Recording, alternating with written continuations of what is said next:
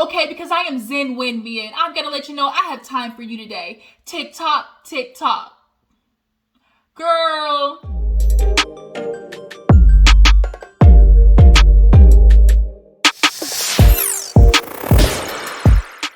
Hey y'all, your girl G here. Welcome back to my channel. We're gonna get into an episode of Real Housewives of Potomac. This episode definitely was more, it was kind of in between. I definitely give this episode like a B+. Things definitely were popping off at the end. I guess Wendy decided this season was gonna be like her breakout season. I think what she's definitely trying to do is she's trying to get her reads together, but it's like, girl, Wendy, sometimes when you try to push a read so much, it looks contrived, and that's exactly what happened at the end of the episode. You'll get there, girl. You'll get there. Just head on to the library, and get your reading sessions in, and, it'll start naturally coming to you. Like, you don't have to force it, or you end up looking like a fool, and now I'm calling you Maxine Waters because you keep trying to reclaim your time, and bitch, the clock is busted. Okay, so let's go ahead and get into the episode, you guys. If you're new to my channel, go ahead and hit that subscribe button. If you are always coming back to your girl Gigi's channel, Gigi with the juice, go ahead, everybody that's in my Juice Box crew, and like this video, and go ahead and get down in the comments and tell me what you thought about the episode, okay? Y'all definitely go check out Love and Marriage Huntsville. That video is uploaded, so y'all definitely go show that video some love. Love and Marriage Huntsville is on it this season.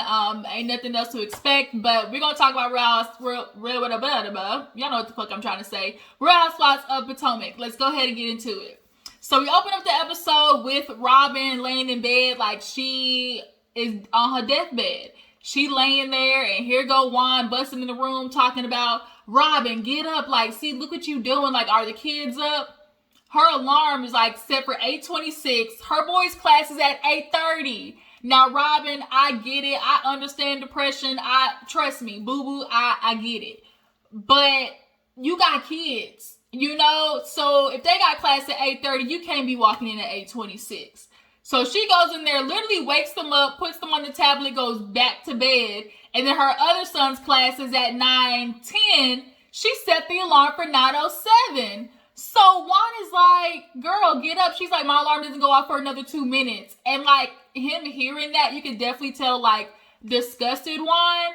But in the back of my head, I'm like, well, nigga, what are you doing? Like, you're home. I'm confused. Like, are you out in the morning and you just got back? Or are you downstairs? Regardless, like, if you're home and the kids got to get up and your wife is asleep, are you not waking them up? Like, and this is the thing where I think about, like Robyn says she's burnt out. It's the pandemic, Juan, and she just feels like, mentally she's not there. She's burnt out. She's been doing homework and kids and, making stuff up for them, like, trying to cook and clean and da-da-da-da. And it's like, I get it. That mom struggle of always trying to please everybody and yourself is last. Especially when you got a man who ain't helping. I'm sitting here looking at Juan like you're like dogging your wife for like being down, but it's like, what do you do to help facilitate that? You don't go in there and tell her, well, you ain't doing this, this, and this. Like, you need to pick it up. Like, you pick up the slack for her because that's what a husband does. Women be picking up slack for their husbands all the time. So now you just looking at her like, who shot John? Like, girl, you in the bed all day. That ain't cute. But it's like, nigga, a husband who ain't helping his wife who's struggling ain't cute either. Like, nigga, you might be fine and all, but these are your type of qualities. Obviously, we know, Juan, though, that you wasn't there for them kids in the beginning. You was all across seas, on vacation with, different type of women around the world, while Robyn was raising your kids back home. So we do know that you're very detached when it comes to that part. So I honestly shouldn't even be surprised. But the nerve of him to sit there and try to want another baby out of Robyn when she's acting like this and you not helping, nigga, it goes to show what you're going to be doing if she were to get pregnant. And Robyn, I'm telling you, do not get pregnant trying to keep this man, because he's going to divorce your ass anyways. He's already one step out the door. He just don't want to leave because he knows you will literally crumble if he walks out on you. You're not satisfied with the relationship. Like, we know what's depressing Robyn and Juan. We know what it is. These two are just together just to be together. But I didn't spend too long on that part. But nonetheless, move on to somebody who has been together for a long time. Karen and Ray, y'all know Karen has LaDon fragrance, and she is doing like a little Zoom with people who have, you know, purchased the products or like who are reviewing her products or something like that. And, you know, she's talking about, oh, you know, I got the queen wig, and Ray's like, oh yeah, I love the queen wig. And it's like, bruh, I know y'all try to act like y'all still sexually got it going on, you know what's going on, but we all know it ain't shit. Ray, he gotta pop that blue pill, you know that take at least, you know, 35, 45 minutes to kick in. And Ray, Karen, I hear like the older women be saying like the older you get, the more you know, your libido go up. And I'm sure Karen got her little boo thing, little side penis, who signed a good old NDA, because we know Ray ain't blowing that bike out. We know he not rubbing up, smacking it up, flipping it, you know, rubbing it down for Karen. We know that ain't happening, but all that matters is the intimacy between the two. Okay, so if they like it, I love it. Moving on, Ashley goes to meet Gizelle at a little bakery shop and talk about what happened at Karen's house. They just started discussing Ashley obviously being pregnant, and Gizelle has concerns that everybody has, which is, what your husband doing though? Like, Ashley, what's up with your husband? Like, can't nobody trust Michael and his perverted grabby hands ass. And she's like, you know, he's just, you know, I really trust him, you know. With Dean and everything, you could just definitely tell his mentality has changed. And, you know, he's definitely, you know, with Dean finally being here, it has him being more, you know, aware of his family. And it's kind of like, bitch, please. I don't think Ashley is concerned about this man cheating, because eventually when he gets caught and the proof comes out, Ashley's walking away with, like, I'm sure if smart women get with successful men, you get that cheating clause up in there, nigga, you cheat and I get half, because they know men in that, like, and Ashley already knows her man already out there slinging it for the community, so I wouldn't be stressed either. Like, she's talking about she getting her a nanny. Like, you better get you a 70-year-old nanny. Don't be trying to stick him no little 19-year-old nanny in there, because, you know, he perverted. So, the fact that Ashley's like, I trust him, it's kind of like, girl, you somewhat trust him, but you ain't tripping if that nigga cheat, because you know what you get at the end of it, basically. So she talks about, like, you know, Karen's party and how, you know, she got introduced to Mia and, like, everything was cool. And she was like, yeah, Mia's like, she's just super open book. She talked about her clitoris and how she got it done. And she had she's like, I was confused though, because she had 3 C-sections, but she got her, you know, vagina done. So she's like, maybe them shits is flapping in the wind. It's like, girl, she got them beef curtains. Apparently because, you know, G been beating it up down there. And it's just like, girl, are you sure G the one who been beating it up? I mean, you said you worked at the club, so are you sure it was just G? But so Ashley actually fills Gizelle in on Mia kind of being, you know, flip-flopping. She kind of talking out of both sides of her neck, because at the party she's telling Gizelle, oh, like, you got a good heart. And then at Karen's house she's like, well, you know, maybe after what Karen told me, like, is she just a pretty face? And so Giselle's like, well, she been texting me and Robyn, you know, texting us like little, you know, happy Valentine's Day, or like, let's get the kids together. So she's like, I'm definitely gonna like address her, you know, when the time comes. And it's like, Ashley has perfected the way of stirring up drama, but from a distance. Like, Ashley has perfected, before she used to be right in the middle of it, like dropping the bomb. Like, Ashley was the bomb in these previous seasons, but now this, like, the past 2 seasons, she's actually done really good with stirring the pot from a distance and not really like looking like she's stirring the pot, right?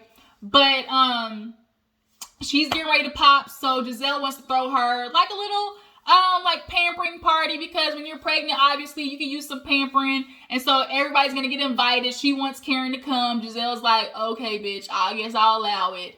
And, you know, they are going to send everybody invitations. So Mia's at the house with her old man, G. And she started talking about Karen's party and how Eddie was like, she's like, Eddie wouldn't even look at me. It's like, oh, it's such a shame that, you know, Wendy has him on lockdown like that. She's like, I remember my last husband, you know, the last dude who tried to lock me down like that, we ended up divorced. And it's kind of like, it's just a simple respect that if you with your woman, like, you don't be caught staring at another woman. Like, you can appreciate another woman's beauty. Like, I'm a girl who's not super jealous of a dude talking about, oh, like, she's attractive, or oh, dang, like, she got a fat ass. Like, that stuff don't bother me, because it's like, a guy's gonna be a guy. To have a man not do what's normal, like human nature, which is to notice other people's qualities or beauty or whatever you want to call it, like, it don't bother me. But when you start a whole long admiration of the woman, then it's like, okay, bro, you disrespect. But she took Wendy telling him, like, oh, you ain't gonna sleep with nobody else or like anybody else out the group, as her being controlling. And it's kind of like, yeah, whatever, bitch. Like, you really feel like, you can tell me is definitely one of those girls who feels like the minute a girl don't like him, it's because she's insecure and she's jealous. Like, them words fly out of her mouth clearly all the time, because that's what she said about Wendy when they first met. She's just insecure. And it's like, girl, ain't nobody gotta be insecure around you. I get it. You light-skinned, slim, thick, big booty, had all the surgeries in the world, but like, it ain't always about insecurity when it comes to a woman like you, okay? So G and her, she has her previous son from a previous relationship, and they actually have a good relationship. The previous baby father, and G, like, they co-parenting, they super close, and she's really glad about that. So she actually pulls G in the room to talk about her relationship with her biological mother. Apparently Mia is like another Kenya. Mia's mom was on that dope. She was on that shit, okay? And she dropped her off at the foster care system, which is super sad. My mom, she was actually a foster kid. My mom, her biological mother actually had kids and gave away all the girls. She kept the sons and gave away all the girls. And so my mom is kind of like me, where it's like, you just want to know why. You try to understand. And my mom's biological mother is no longer living. She's died, but Mia's mom is alive. And so she wants that opportunity to speak to her. But it's like, how do you bring up to somebody like how you're feeling when they don't really want to address it? And that's what's so unfortunate about parents sometimes, where it's like a child comes to them, is looking for answers, and they kind of refuse to do it out of, one, embarrassment, two, feeling like it's a child, like, I don't have nothing to admit to you about being wrong, or like the lack of respect for a child to feel like you have to address the pain that you caused them. So Mia kind of goes into a backstory of how when she was like 6 or 7, actually waiting for her mom for like Christmas Eve, and she never showed up. She wrote her letter. She's like, I don't know if she got the letters or if people kept them, or she wrote me back and I never got it. Like, she's like, I don't know. But G kind of, encourages her to just keep pushing, and, eventually it'll all fall in place. So, Wendy goes by Robyn's trying to get going, y'all. She has her hat business embellished. I'm not gonna lie, I thought that shit was gonna flop, but hey, it's going, it's booming. I can't be mad at it. Like, girl, get your hustle on. But she's like trying to, pick back up. She's like, I need to get my energy back going. So she has her friend, Ascala, I think it was. Askyla, yeah, I think of what it was. So she's Ethiopian, so she's like, oh, her and Wendy would get along, but she's just talking to Askyla about like trying to get the business, going. She's behind on orders, so she's trying to pick it up. Wendy comes by, and she's like, girl, here's your African sister. And so she's like, oh, I'm Nigerian. She's like, oh, girl, I'm Ethiopian. And they talk about their Louboutins and shoes and whatnot and everything. And so Wendy and Robyn start talking about like the party. Robyn kind of felt like Wendy was being fake about trying to, I guess, have Karen's back in this situation when it came to her and Gizelle. She was like, you and Karen weren't even agreeing last season, but now all of a sudden this time, like, you're having her back. And she's like, girl, she's like, no, that's not what it was. She's like, if you're in my home, the last thing I'm going to want people to feel like is they're getting bullied or like they're getting ganged up on. I call Robyn Tweety Bird. Because Robyn's always on the sidelines just chip, chip, chip, chip, chip. Chip, chip, chip, chip, chip. Like saying like little slick comments. Always got something, real sarcastic to say on the sidelines. Robyn is Tweety Bird. Like every time Gizelle gets into it with somebody, here she come. She like the hype man in the back. Yeah, what she said. You gonna let that bitch talk to you like that? Word. Where you want to take it, girl? Like, she one of them. Like, it's just like always Robyn is saying some shit. And then I always got some slick shit to say about Karen as well. And honestly, Robyn, I'm just so disappointed that you're this far in and you have not yet literally cut the umbilical cord from Gizelle. You would have such a farther, you would be a much further in with Real Housewives of Potomac or just more longevity if you were to like be independent from Gizelle. Like, you gotta get your head out her ass, cause girl, when she go, bitch, you going too, cause you low-key barely made it this season, and the only reason you made it is because you and Juan building that house, all right? And clearly that engagement saved you last season. We all know Juan proposed because producers like, look, buddy, gotta pick it up. Like, I don't think Juan wanted to propose for real. I think he just did that because he know they needed it, and this is Robyn check, right? But nonetheless, she's kind of feeling like iffy about Wendy. So she ends up telling Scala about Karen, because she's like, yeah, girl, Karen loved to drink. And it's kind of like, why you always saying slick shit about Karen? Like, Robyn, like, shut up. Always got some shit to say. So then, of course, Mia, Wendy tells her about how she didn't like, Mia was talking out of both sides of her neck. Like, do you like Gizelle or don't you? Like, you can't be saying one thing about Karen and then, like, talking shit about, Gizelle the next minute. Like, she's like, which one is it gonna be? So now they're getting ready to go to, obviously the party and confront everyone.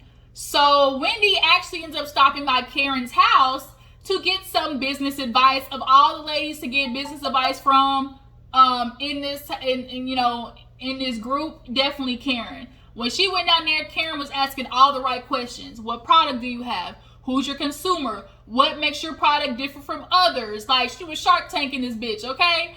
And she has her candles on. Now, I'm a candle person. I love a good candle. There's nothing like when you light your candle, you close your room door and you like leave and come back like after an hour. You open your door, you walk in your room, it's clean, got the scent, smell. It's just like, woo, y'all love a good candle or a good incense.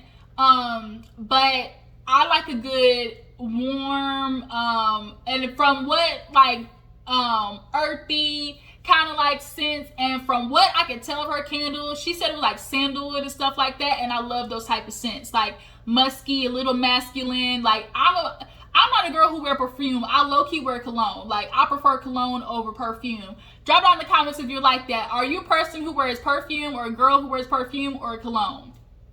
So yeah, Karen was definitely giving her the third degree, but she told Wendy's like, oh Lord, she's like, I gotta double the budget.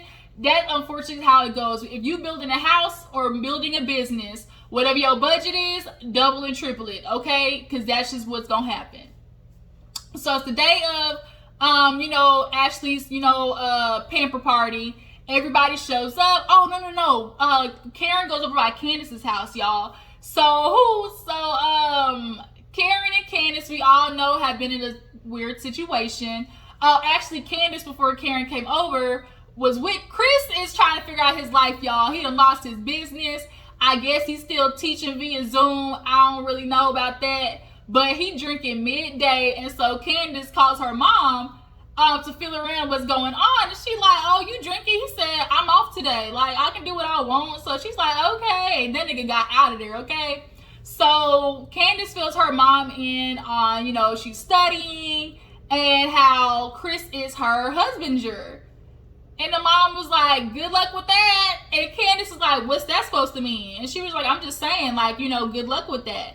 And we all, like, Candace, like, I can't believe you're trying to make it seem like, oh, him being my husbander, like, he's going to be bad for me, like, try to steal from me or anything like that. Nobody's trying to say, imply that Chris is a stealer or a thief from you. But we are trying to imply that, bitch, this is going to go down in flames. There has never been a successful husbander ever. Ask Monique, ask Ike and Tina, like, ask what's the other one? The other one that really blew up, Kiki Wyatt.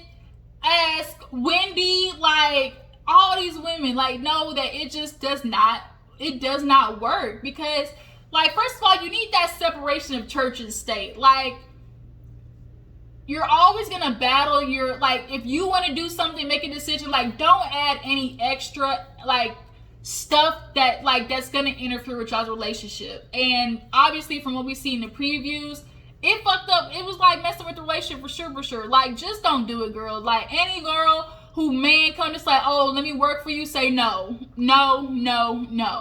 Period. Because there are them niggas too. Shit, ask Mary J. Blige. She paying her nigga like 60, 80 grand a month right now, just based off of him being her manager alone. Right? So, yeah, she was feeling some type of way about that. So Karen comes over and they get down to talking and everything. And so Karen's like, you know, I know how you, like, I understand that you feeling hurt, but you definitely feel more at peace, you know, right now. She's like, yeah, I am, you know, I'm just trying to move forward. And I obviously want to talk to you about things. And she's like, I need to know, like, it kind of felt like you weren't there for me. She's like, yeah, I understand that. But, you know, Candace, I don't regret how I was feeling back then. Like, you know, I was trying to stay neutral. Do you guys think Karen was neutral? I think Karen was on the side of, bitch, y'all both fucked up. Like, Monique was definitely wrong for bopping you upside the head. She said, Monique, you can go to therapy, you gonna get your emotions together. Like, she definitely, like, because your friend fucks up doesn't mean you abandon ship. And that's what Candace wanted everybody to do. And because obviously Gizelle and Monique so easily, Gizelle and Robyn so easily was like, bump Monique, get rid of her. She felt like Karen should have did the same thing. But it's like, Karen and Monique are friends. Like, you just don't do that. And like, she's friends with you as well. But she can also acknowledge, like, Candace, you played a part in that. You egged that shit on as well. You could have walked away. Just like you kept saying, oh, Monique could have walked away. Bitch, so could have you. So it's like, Candace lacks the inability to see, like, her part in playing in that. But Karen basically gave her the, you know, I'm sorry you feel that way. But we could just gonna have to move on. And basically, so Candace like, okay, I see where we're gonna have it. We're not gonna be friends. We're gonna be cordial. We're gonna keep it cute. So the day of, everybody walks in and they play like this little game with like choosing baby bumps and whatnot. And that was a little cute little game. So then they end up sending Ashley and Scully to the back, and Wendy and Mia get to talking. And because Karen asked, like, Mia, like, are you okay with Wendy? And so Wendy goes off talking about, oh, you know, you definitely were out of it. You were sitting there trying to defend Karen, but then be on Gizelle's team. Like, which one is it? Like, you want to talk out of both sides of your neck, and then nobody can even trust you because you constantly put your foot in your mouth. Like, she was going in, and like, couldn't, like, Wendy has a very, what's the word I'm looking for? Like, a very adamant tone, like a very, like, she's very, like, she's on it. Like, her tone is just very harsh. So it always seems like she's trying to, like, be above somebody in the conversation. It's like, bitch, don't do that. Like, don't do that. Like, allow other people to speak, but she wouldn't. And like, Mia was like, oh, you know, I told her I was talking with my hands, you know, and she was like, oh, you know, get your hands on my face. And I was like, what are you gonna do about it? And I can agree, like, everybody talks with their hands, I get it, but once you start invading my space, like, then I have an issue. Like, talk with your hands by all means, but like, don't invade my personal space, which is a good, if you get in my bubble, which is within, you know, 2 to 3 feet, like, we got a problem. But when Wendy hit her with the, bitch, I am Zen Wen. Okay, I was trying to respect Karen at her home, but I am Zen Wen. I'm gonna let you know I have time today. I spared you at Karen's house, but I have time today, Mia. Tick tock, tick tock. Bitch, when I tell you, everybody was laughing in the back. Gizelle was like, and then Robyn was like, what? It was like, girl, you been practicing that shit, huh? You was in your room practicing in the mirror like, ooh, bitch, I'ma kill him. That shit landed so flat. Girl, you tried it. So Mia ends up getting up. She's like, I can't talk to small-minded people, and goes in the back. And so Gizelle was like, girl, like, you gotta let people talk. She's like, did you hear what she said? But she's like, but you weren't listening. Like, you gotta let people talk, Wendy. So now Wendy's feeling some type of way, like, oh, I can't believe Gizelle's coming after me. You know, I'm just trying to defend her. Girl, you wasn't trying to defend Gizelle. You were not. You were just kind of using that as a scapegoat for a reason to check Mia, because you definitely trying to have your spark this season. We get it, Wendy. So all the ladies come back and they start talking about Mia and how she met G. And she's like, yeah, of course, I was a bartender. And, then eventually I started stripping. And everybody's like, we was going to wait for you to say it. We weren't going to say nothing, but we definitely was waiting for you to come out with the I hit the pole. And she's like, oh, there was no poles because we didn't want that stigma. We wore long gowns and everything like that. And, somebody called G and told me, oh, there's a lady serving good drinks. And then I became a stripper. Then I met him. I'm going to need you to, what's that timeline though, Mia? Were you, did he meet you in the process of you becoming a stripper right after a bartender? How fast was that process? And then she talked about, there's a lot of guys there, and they just paid, to spend time with you, just to have a little companionship. Everybody's like, an escort. She's like, yeah, escort, but I didn't have sex. I didn't do that. It's like, girl, that clitoris say something different. That clit say something different. You talking about, you were just talking, but the body never lie, okay? So when she said, everybody's like, girl, Mia, it's okay. You was a stripper. First of all, you wearing long gowns, and you said stripper. You didn't say dancer. You didn't say, concierge entertainment. You said stripper. So, bitch, quit lying. It's okay, girl. It's okay. Living your truth. You ain't doing nothing different than anybody else. Everybody out here trying to sell punani. It is what it is. And then that's kind of where the episode ended. So, yeah. Y'all drop down in the comments and tell me what you feel about the episode. How do you guys feel about Wendy and her read? Did it fall flat for you guys too? Mia, I need you to figure out your lies. Get them in order, because, bitch, you're going to get called out at the reunion heavy, okay? Yeah, and that's pretty much it. I will see you guys later. Definitely tag, post, share, all that good stuff. Subscribe if you haven't subscribed already, and I will catch you guys later. Deuces.